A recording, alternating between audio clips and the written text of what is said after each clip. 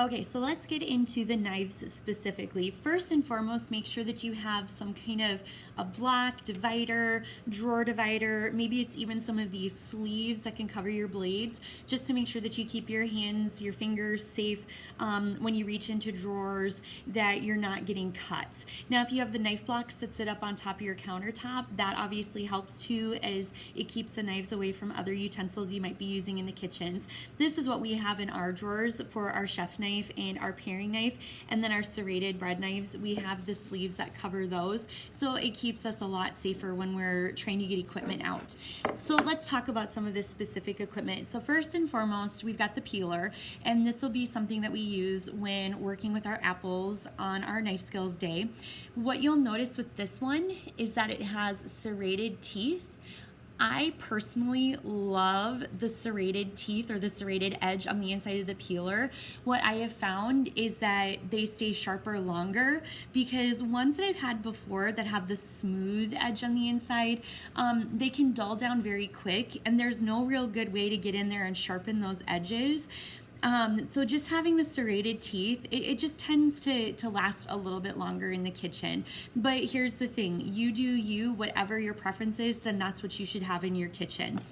Then we have our paring knives.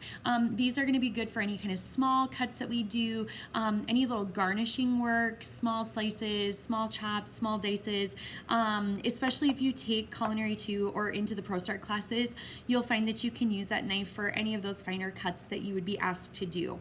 Then we have our chef's knife. This is by far our biggest blade, or most intimidating blade that we have in our kitchens. Notice how this blade has a curved edge to it. That is because it is meant to rock on the cutting board like this. Your tip should always stay on the cutting board. It should never be lifting up. Simply because if we were to go like chop, chop, chop, chop, chop like this, that's a completely different knife. That's not a chef's knife that we should be using, because it's going to dull and damage our blade. So just remember, there should be a rocking motion. Tip stays on the cutting board at all times when you do go to use that knife. Then we have our serrated blade, or what we would call our bread knife, and notice how it has the teeth. It's not a smooth edge to it. Okay, so obviously you could use it for slicing breads, very thin slices, but something I've really come to love a serrated blade for is for finer produce, like let's say tomatoes. If I'm wanting to get a really thin slice of tomato, these serrated edges can work a dream on those slices. So that's something else you could consider using it for, because it can be used for more than just your breads.